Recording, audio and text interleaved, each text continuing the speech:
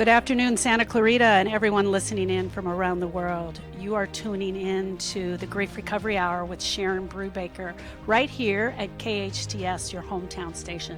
I'm so glad you've decided to join us today. We have an exciting show set for today. We are Facebook Live. Remember that, friends. So if you have some questions and you'd like to drop them in the box there, we will do our best to answer them during the show. If we can't get them answered during our show, I will do everything within my power to answer them after the show and put additional information in there for you. Today we're going to be talking about autism and autism awareness.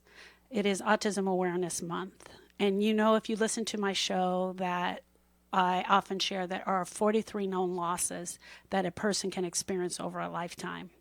Death and divorce are just two of the most popular that we always think about, but we can grieve the loss of having the perfect life or having the typical child. So if you are listening to this show today, there's a huge probability that your heart may be broken. It could be caused from a death, either recent or long ago, or it could be caused from an awareness that your life is just not as happy or fulfilling as you'd like it to be.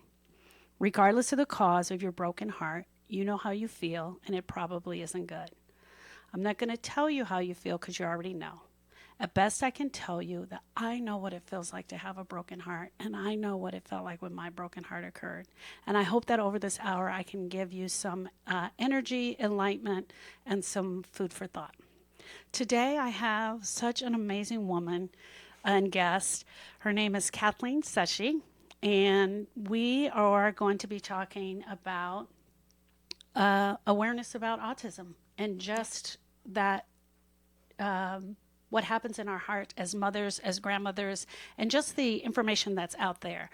Kathleen, tell us really quick what company you're with and what is your basic mission getting out. Well, I'm with the Family Focus Resource Center, and we work with families who have a child birth to 22 with a developmental disability, or as people are more familiar with special needs. So it's a variety of diagnoses, and we provide resources, support. We help families navigate service systems. We have conferences, workshops. We have a lending library. A lot of different things that we provide. There's so much more. There's no charge for our services, and we have offices all over the state of California, and we work closely with the regional centers, the school districts, and a lot of other agencies in order to better serve our community. Oh, that's so awesome, so great. I saw the lending library yesterday, and it was so cool. So I want to dig into a little bit more of what you do. But before we get into that, I'd like you and I to kind of share our own story. You can share as much or as little as you like about just how closely related you are to this subject.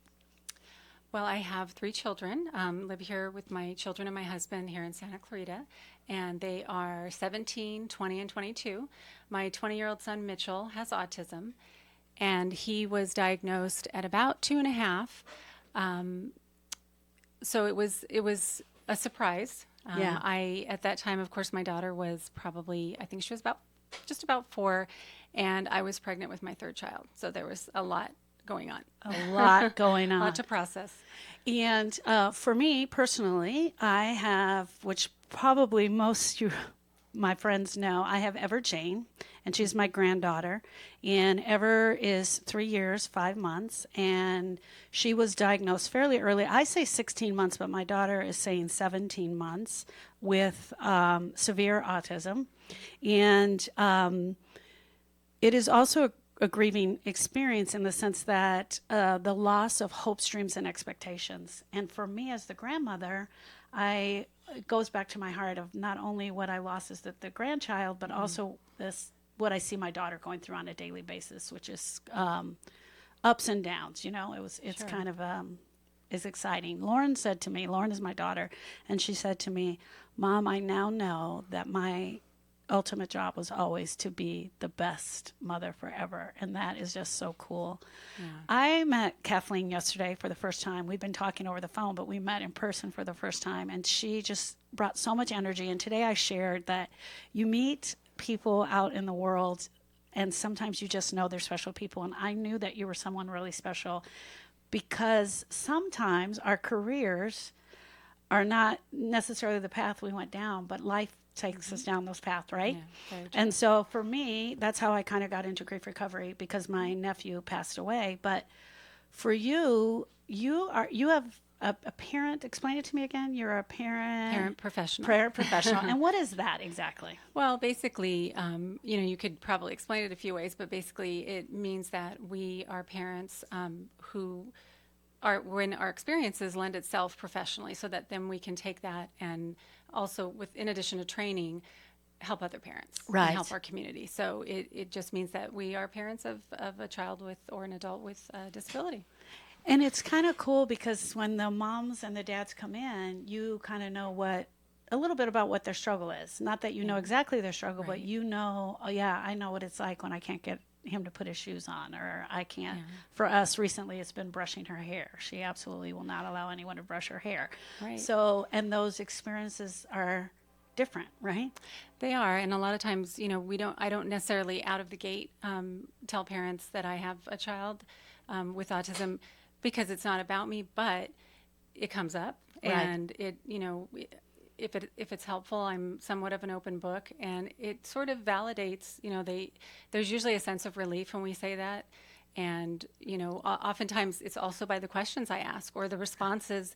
Kind of what you were talking about with combing her hair and the things that it's almost shorthand. You just know, Right. And then they might say, "Oh, do you have a child with special needs?" Because it's sort of obvious, and Right. it really is comforting, I think. And it's the same thing in grief.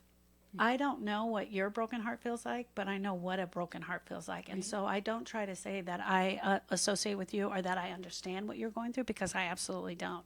But I know what it feels like to have a broken heart. Now, I noticed that, a question, do you use the term special needs or do you use the term autism? For my son specifically, Yes, ma'am.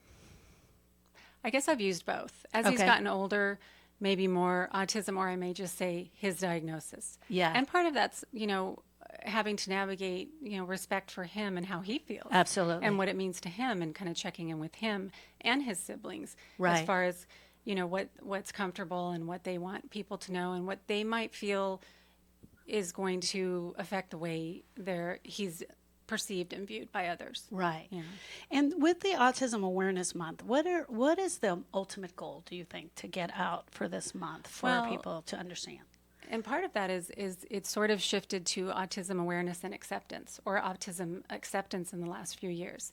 And I think that is really telling, because the, acceptance is huge, Right. is, as far as the sheer numbers also. There's such a high volume of people with autism, people becoming adults with autism, being able to be more integrated in the community and be independent. So then it's kind of like, having a better understanding and awareness is spreading that education. And, there's a lot of people working with people who may or may not have been diagnosed, who are adults, Right. who are working in engineering and a lot of different fields, that if they get this little bit of information, I mean, there's a lot of components, but if they get that little bit of information, it might be like, oh, that explains so much. That explains so much. And they really might interact differently and have a little more understanding, and not make excuses for by any means, but Right. really shift their perspective and their understanding of the situation. And maybe work on their heart for a little bit of patience or Absolutely. something, or understanding. Even understanding can open your eye. I'm going to take us back just a quick step and go to something really simple. Sure. Because some people may be listening and they absolutely don't know. What is your best definition of autism? It's that's always a tough one. It is and it isn't. It's, textbook, it's a social communication disorder, it's a neurological disorder. But basically, some people kind of have compared it to being dropped on another planet and not knowing the rules, Right. not knowing, the language, Right. not understanding any of that. And Yeah. so just not being able to pick up social cues and understanding how to interact with people and relating and responding in a different way, which Right. doesn't mean that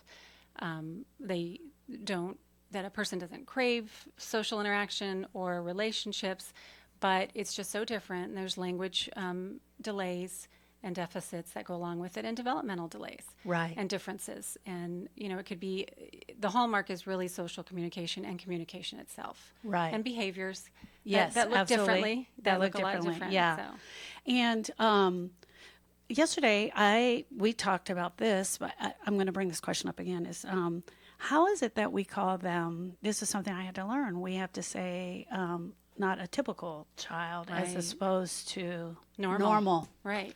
And I think it's just, a lot of phrases and terms bring on stigmas. Right. So I think that's kind of where that came from. Right. It's well, if you say somebody's normal, does that mean that somebody is abnormal? Right. Or weird? Or, just it's such a negative connotation as opposed to just being different than typical kids. Right. Developing differently. The big word is neurotypical, and there's all these words that you learn and your vocabulary changes as a parent that you never thought you'd have. And Exactly. I think it would be that way with any kind of diagnosis. But that's kind of, I think, what's behind that. So one of the things for me that I didn't think, even being the specialist, I thought I was going to be able to handle this and go through my own path of trying to be strong and really be strong for my daughter and help her through this. But there was an incident for me where I was sitting outside of a Target and I saw a little girl interacting with her mom, and she was giving her a doll and they were talking about the doll. And it was at that moment that I realized, because my granddaughter Ever hadn't been speaking yet. She just recently in the last 3 months is picking up some words. And so I thought, oh my gosh, I may never have a conversation with her. I may never know what she's thinking.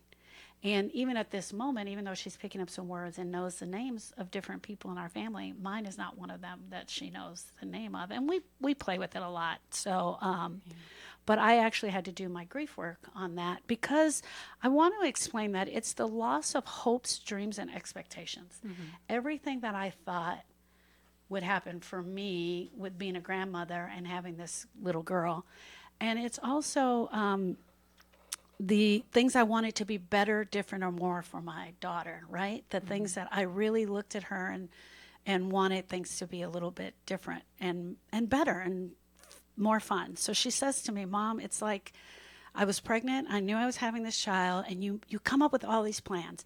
I'm not going to give her sugar, and I'm not going to let her eat cereal, and I'm not going to let her play in the street, which thank you, Lauren, for that.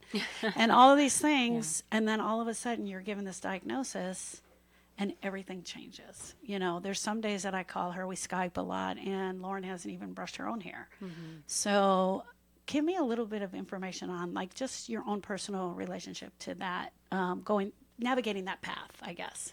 Yeah, I mean, it's a big shift. It is sort of a somewhat of a shock and a realization that, in the beginning that you have to kind of start shifting away from that and try to focus on what is really happening. This child that is in front of you, and it does sneak up on you, those feelings of grief or that that you don't expect. Yeah, and just starting to.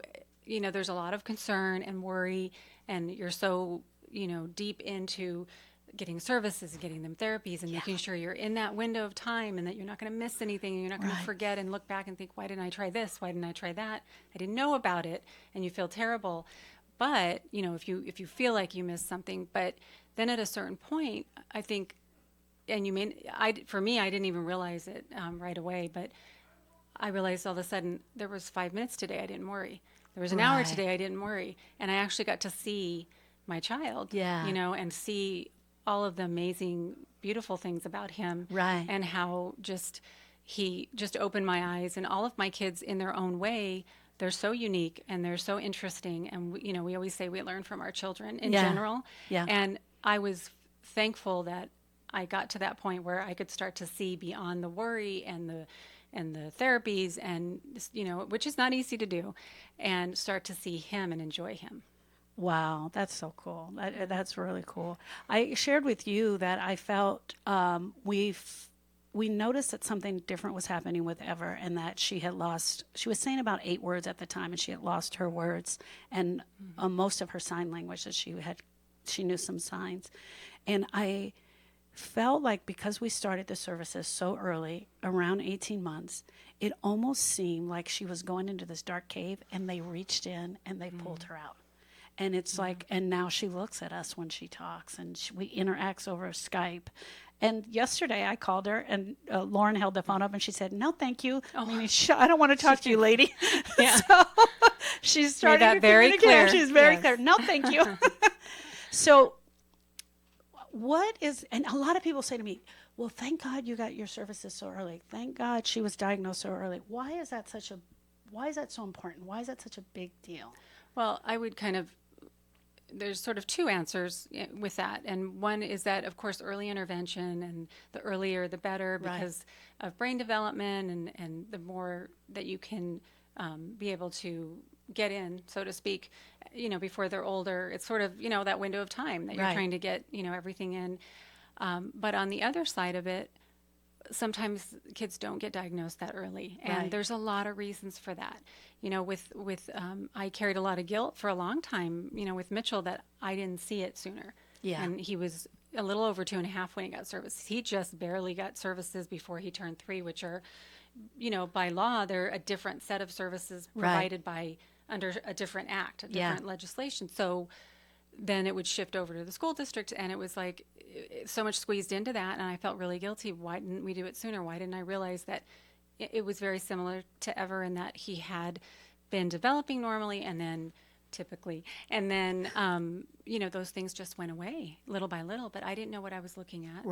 And some parents with kids that have, say, Asperger's, which I know isn't necessarily referred to as that anymore, but they've got kids that were much older in elementary school, 8, 9, 10 years old, sometimes later, because they didn't know. You don't know what you don't know. Yeah. And we also rely on other professionals who may or may not know. Right. And we had wonderful pediatricians who didn't know and kept reassuring us, no, you have 2 languages in the home. He's a boy, so he's delayed. And medically took fantastic care of him, and he was doing okay medically. He had asthma and some other things, but was fine. And so, our gut was kind of like, I don't know what it is, but something is off, but no clue what it was. So it was kind of, it was tough. So that happens too. And I think that we need to remember that we don't know what we don't know. Right. And that we always talk to parents when they're struggling with that, and they're not necessarily getting a lot of backup with what they're worried about. Right. We just tell them, go with your gut. You know your child best. Yeah. So. Yeah. That's great advice.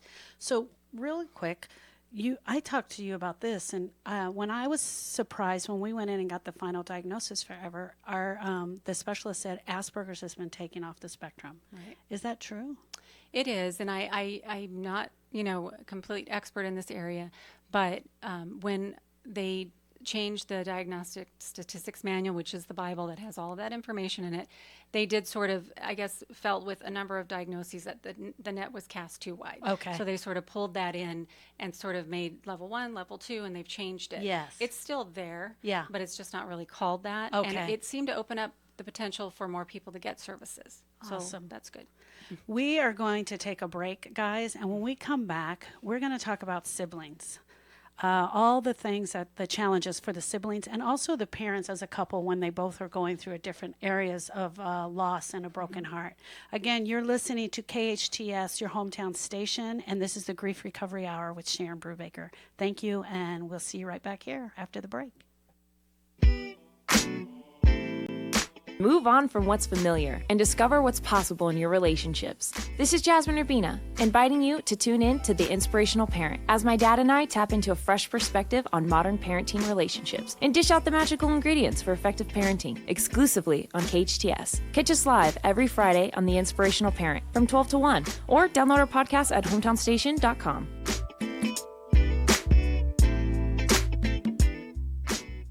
Giddy up! Time to dust off your boots and throw on your cowboy hat. The 25th Annual Santa Clarita Cowboy Festival, presented by Heritage Sierra Medical Group, is coming to Old Town New Hall April 19th through 22nd. Set at the historic William S. Hart Park, the Cowboy Festival will feature live performances, authentic cowboy gear, and mouth-watering peach cobbler. General admission is free, and there will be ticketed performances in New Hall from Honey County, Hot Club of Cowtown, and more. For more information, visit cowboyfestival.org. It's no wonder people love Baskin-Robbins, as it's known for its 31 flavors of ice cream. From ages 1 to 99, people visit Baskin-Robbins anticipating the pleasure of enjoying their favorite ice cream, served any way they want. They also create customized cakes for any occasion. With several locations in Santa Clarita, you're sure to find America's favorite neighborhood ice cream shop near you. Visit them in Stevenson Ranch on the Old Road, on Soledad in Canyon Country, or on Lyons in Newhall. Woodward Kitchen and Bath started in 1988 with my husband and myself as a mom and pop shop. Lisa Woodward. We started off with my husband and myself. We've grown from being a cabinet shop to being a full one-stop shop, so we can do the whole turnkey project. Let Woodward Kitchen and Bath transform your Santa Clarita home. We do everything in-house, can supply everything, and it's the same person you'll be working with from the start of your project to the end. That's what makes us more special than somebody else down the street. Woodward Kitchen and Bath. WoodwardKB.com. It's the perfect gift that says it all. Classic Designs Jewelry. Discover the perfect gift that will not only put a smile on her face, it will last a lifetime. Classic Designs isn't like any other jeweler. They've been a part of Santa Clarita since 1992. Appo and his team of experts will guide you through your choices, creating the best custom match for you and your budget. For the most distinctive jewelry, experience Classic Designs on Valencia in the Whole Foods Center. ClassicDesignsJewelry.com.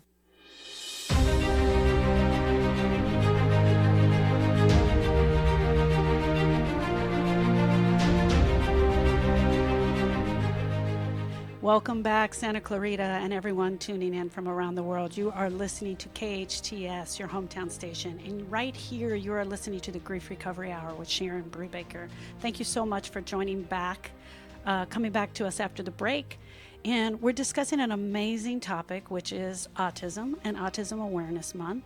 And my guest today is Kathleen Seshi with the Family Focus Resource Center, which she has a lot of information on autism awareness, and just where we're going this month.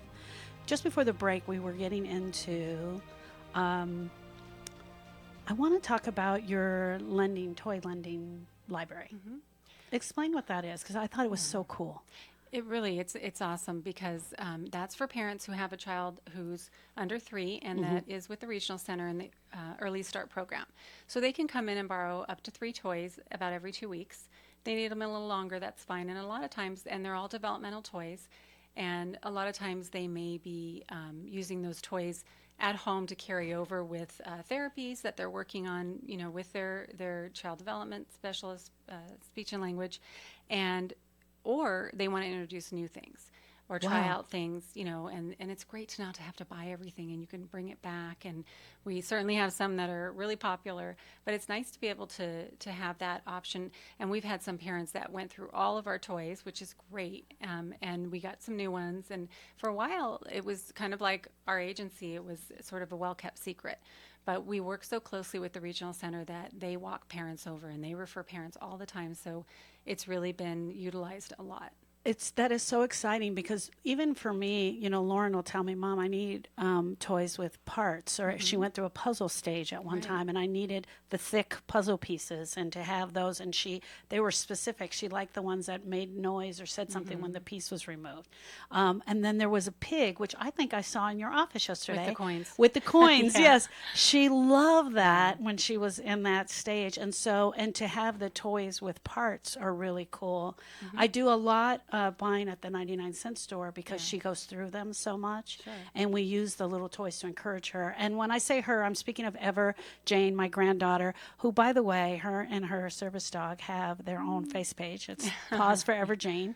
We did a GoFundMe for the service dog when we realized that we absolutely need it. So thank you to everybody out there that gave. It was so amazing. But you and I talked about actually having service dogs yesterday. It's something new that they're just starting out. So I'm not sure. Are you referring to the therapy dogs? Therapy dogs. Yeah, and sometimes for me, it took a while to really kind of totally understand the difference between a therapy dog and a service dog. Right. So therapy dogs, go around to a lot of different sites, and they'll go to hospitals, schools, events. airports to Right. help comfort people, those kinds of things. And so we have a number of events throughout the year. One of them is coming up on Monday, Yeah. and that's the Summer Activities Fair, which is going to be from 6 to 8 p.m., and that's at the Community Service Center, which is right sort of behind the IHOP on Bouquet Canyon. And last year I had them come when we were at another location, and the therapy dogs, there's such a great group out here, and they're certified and insured, and that's really, really important. Oh, yeah.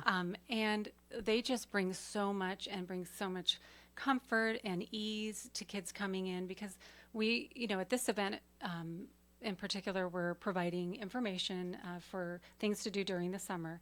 And anytime you have an event where there's crowds and lights and noise, we're a great place for them, because they, it doesn't matter, how your child's, what kind of day they're having or how they're behaving, they're in a great place with us. But, just making it a better experience. Absolutely. And it's great practice, and the dogs are amazing. They come in all breeds and sizes. And so having them there, and then we did that at our Sensitive Santa in December. And now I always joke that I don't want to do any events without them. Without them. Right, because they also come up to our big special needs fair in the fall at CSUN. Right. And so it's just wonderful to have them there.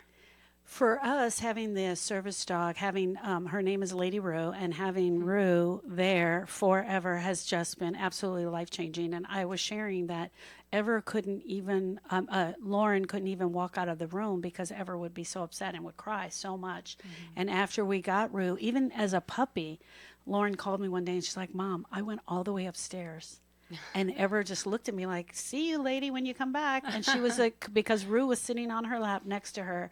And it has been life-changing for Ever, life-changing for Lauren, and life-changing for Dan, her father. Just prior to it's huge. And I love that you guys are doing that. That's so cool. Just prior to the break, we were talking about siblings and what siblings go through.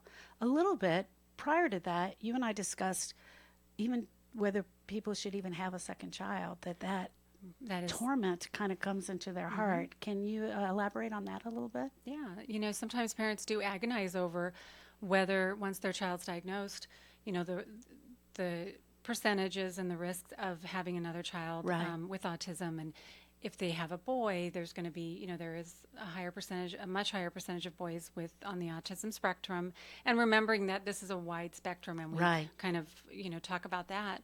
But, we thought about it, and then, we knew that we wanted to have more kids, and then I was pregnant, and it was like, we were thrilled. And, then finding out that our youngest was going to be a boy, knowing what we knew, we thought, okay, well, we're just going to be charting everything, and now if anything comes up, we're going to know a whole lot earlier, and we're going to be able to address it. And of course, he was the typical youngest who did and said everything early, and was just like, and just, took off. And, we weren't done with, our family wasn't complete yet, and he brought so much. And you don't always think a younger one, because my daughter just has, brought so much to my son. She really, being the big sister, the nurturer for Mitchell, was huge. But I didn't anticipate that a younger son would be so impactful for him. There was a lot of things that happened when they were little, which of course neither one of them remember, but where that interaction was there, and things I noticed because he had this little one there. And, so you just never know. But I do have parents that come in and sit in front of me and say, should we have another child? Right. I can't answer that. We get the tough questions, and it is something that's really tough. And, sometimes because it's a personal decision. It really is extraordinarily personal. Right. And sometimes, if other people might have opinions about that, it's kind of hard. Sometimes it's out of love. Sometimes it's people who don't know them, who just have opinions. Right. But, it's a tough decision, and you just have, it's just one more kind of thing to sort of work out for yourself. On that path, this so totally different path that you're on.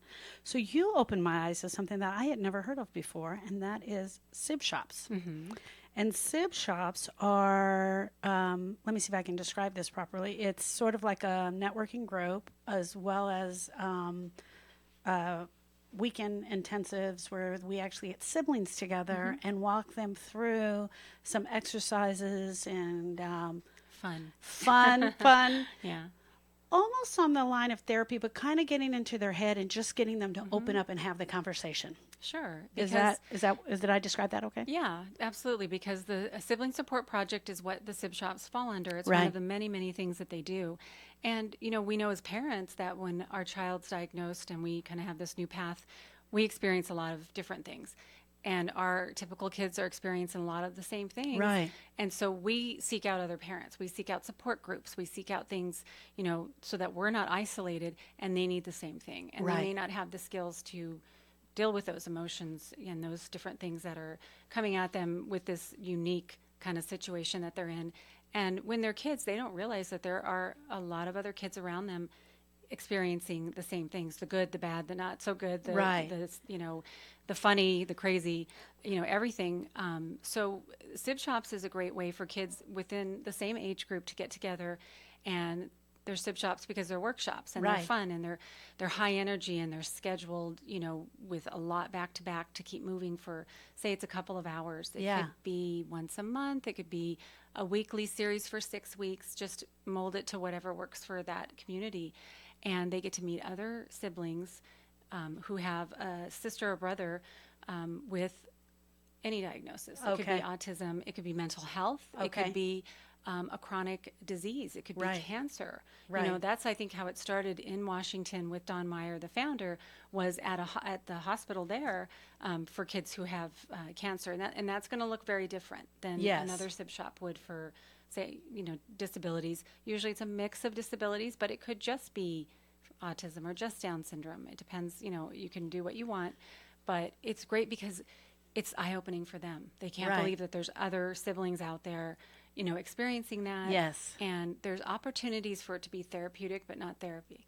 And so, these are great activities that can bring out things, or just hearing another, child your age talking about something like that is so validating, and it's just a comfort to know Absolutely. that there Absolutely. are others out there. It's an absolute loss for the siblings of the experience of having a typical brother or sister, right? And being a sibling, I'm one of 5. Being a sibling anyway is kind of crazy, and then you add something like that on that. But some of the losses that a sibling may experience is it can be in a range of things. So it could be from embarrassment to overprotection, right? Like I really need to I need to protect my brother or sister, or I'm going to deny that I even know them, or no, that's not or they don't have that, or that's not my brother or sister. So can you elaborate on that a little bit of things Sure. you've seen? Yeah, there can be a lot of things like what you described. Right. And, some of them are sort of make them their self-proclaimed, protector of them. And they're going Right. to, and don't look at my brother and don't stare at him or my sister and those kinds of things. Or they are kind of just a little, informant. They'll come up to people, oh, well, he's still learning to talk. Or he's still, they're explaining everything. And he meant this, he said this, when people don't know what's going on. And they're just like the little nurturers or they're embarrassed and, maybe they need their own space. They need, if you're somewhere, they need a little room to walk on the other side of the mall or walk on, the other side of the store and know that, down the road they'll come back and Right. they need their own activities and their own things to do and their own friends. And sometimes that maybe they might be concerned about having friends come over because they might be embarrassed. They might, Right. or the house might look different. Yeah. Maybe there's been some damage. Maybe there's extra locks on the door. Yeah. Things that they're worried about, which is why communication with our kids is so, so huge. And Right. everything for me, I'm the squeaky wheel about communication, kind of comes back to that. Because number one, they need to understand their sibling's disability. Right. What is it? What does it mean? Okay. And that can start young. And it's just a working definition based on, a 5-year-old, and Don Meyer talks about that.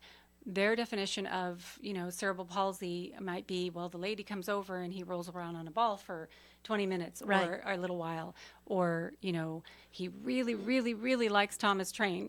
Right. We experienced that. Or those kinds of things. So, and it just has to be really brief and continually updated Right. so that they know, and also hopefully won't experience something called over-identification where they're worried, am I going to get it? Right. Am I going to have this? Whatever it is.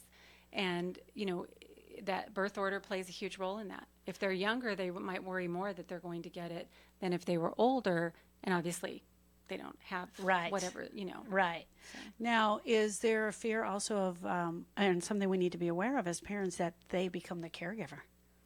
Right, that they kind of become the third parent. The That's third kind parent. of a term that's Yeah. used. And sometimes it's indirectly happens. The parent, we as parents may put that on them or not notice it and let it happen, or Right. sometimes do put that on them, out of necessity, out of survival. But it's so important that they understand you can just be a kid. You don't have to do this. You don't have to worry every time we go out.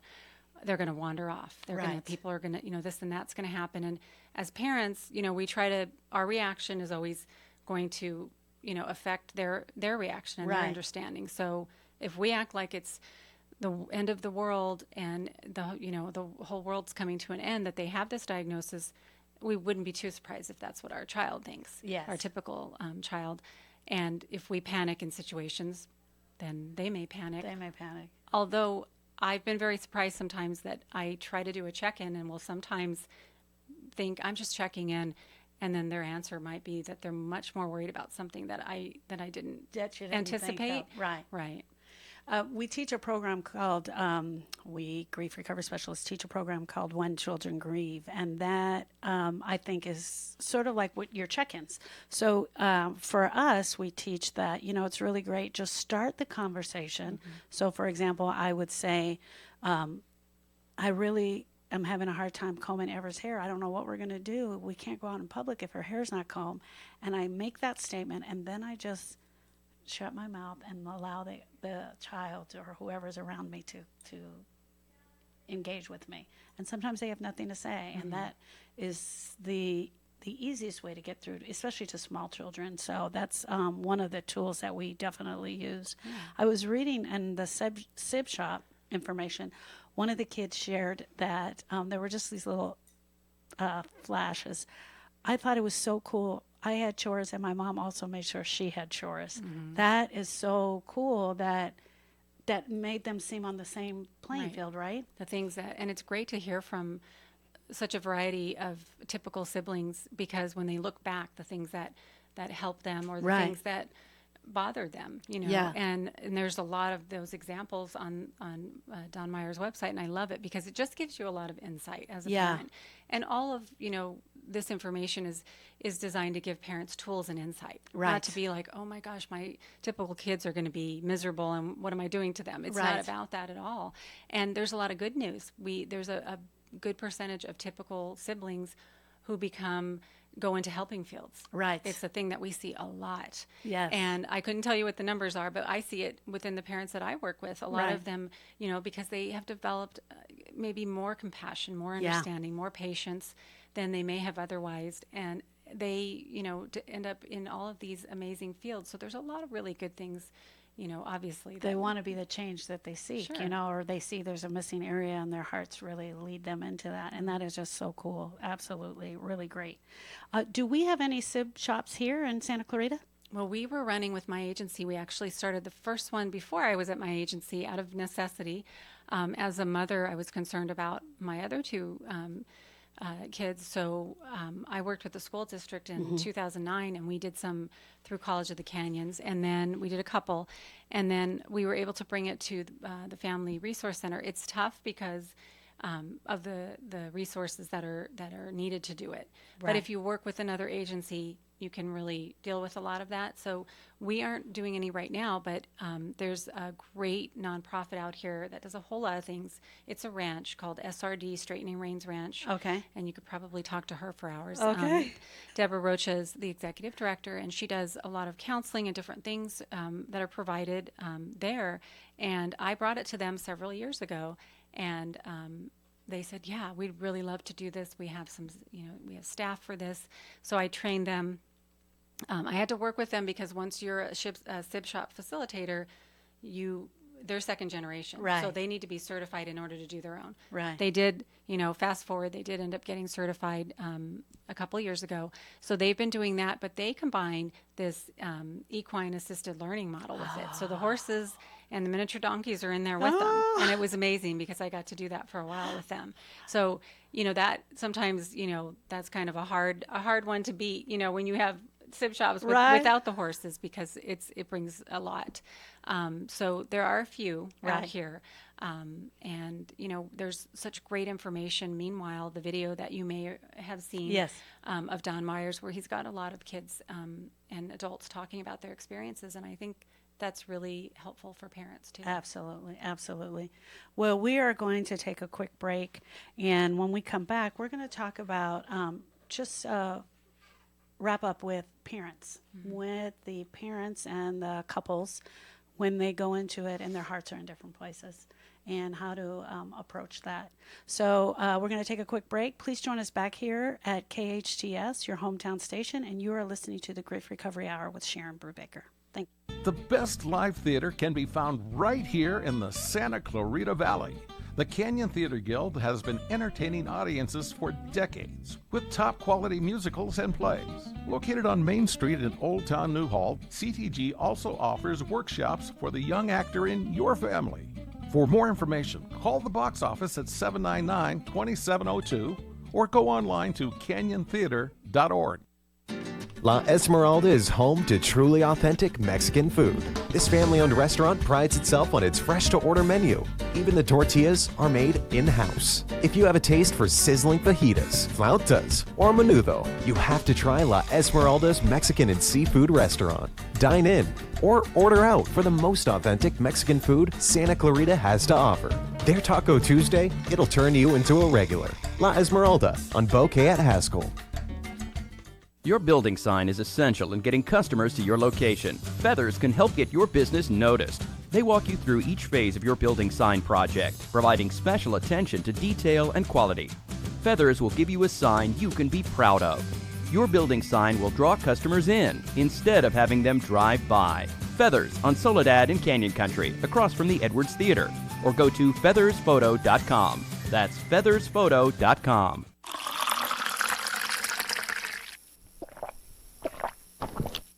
Santa Clarita Valley has a long history of safe, reliable water service. SCV Water is dedicated to increasing efficiencies, protecting our vital resources, and improving their customers' experiences. That's you. Meet them at their new home on the web at yourscvwater.com. There, you can find the latest news, rebates, and much more. That's yourscvwater.com. They can't wait to serve you.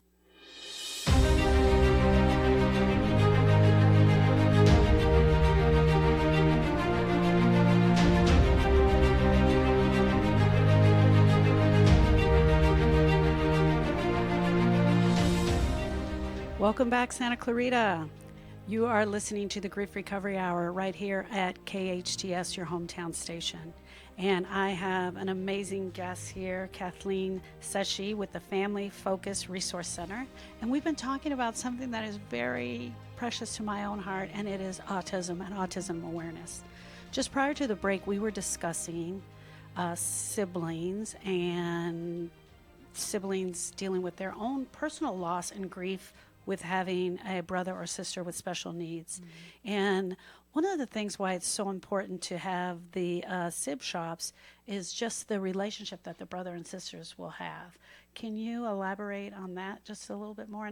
And SIB shops are, if you didn't catch us before the break, are for brothers and sisters that they put them through a program and it's fun and energetic, mm-hmm. and they just really are checking the pulse of the brother and sister and seeing where they're at, right? Yeah, and giving them an opportunity to express, the unique situation that they're in and find others who are also in it. And that is so important. Yeah. And sometimes they make their best friend there. So, talking about brothers and sisters having the longest lasting relationship. Yeah. And that's why we need to think about them and think about what their needs are, and that, in the future, they may be somewhat involved with the care of their sibling, depending on what the needs are. Right. But that's why it's so important to also just check in with them and Right. and make sure that they have opportunities to meet others, express things, learn things, because some of the feedback that we got that was so amazing after the kids were in the sib shops was they started to notice the difference of how they were interacting with their sibling. Like, it just gave them new perspective. Wow. And we were really excited. Gave them new perspective, and they had more patience and more Right. understanding, but they felt better. Yeah. That's the most important thing, is that they felt that they were heard, and they knew how important that we all know they are. Right. And that's just really important. So, Yes, absolutely. That's so cool, because I could see where that could really open their eyes up if they see, let's say, for example, a sister or brother that's being overprotective, or someone that's ignoring, Right. and then that one sibling might see the other person reacting differently, like, oh, I could possibly do it this way, or Right. interact with him more, or that sort of thing. Are the siblings actually there at the event? No, this is strictly For them. for Okay. typical siblings. The siblings aren't there, and the parents aren't there. Ah. What happens in the room stays in the room. Oh, yay! So, but there are, times where we need to make referrals. Yeah. And we're not clinicians, and we don't need to be, but we do need to be prepared if we occasionally see, some red flags and concern that the typical sibling is maybe Right. carrying, enough to where they may need to follow up, and examine those things and address them. Right. That's such an amazing program. I'm so glad you guys are bringing that here to Santa Clarita. Just before the break, we decided we were going to talk about the parents. So my personal experience is, I was talking to my daughter Lauren just before the show, and she said, Mom, it almost feels like, and this was her analogy, and I thought it was great. She says, I felt like I was drowning, and then someone handed me a baby. So now it's like, what am I going to do with this? And she's trying to keep her head above water, the baby's head above water. And I thought it was such a great analogy. And then I realized also that her husband works out of town a lot. And so a lot of it is her walking this path by herself, trying to figure it out, right? And then he comes back in, and the old rule that they were doing has now been thrown out, because now we put on the left shoe first and not the right shoe, whatever the new rules are. And he's having to catch up, and that whole process. Or you can find that one totally buys into the diagnosis and the other one doesn't buy in. Right. And then there's a switch up there.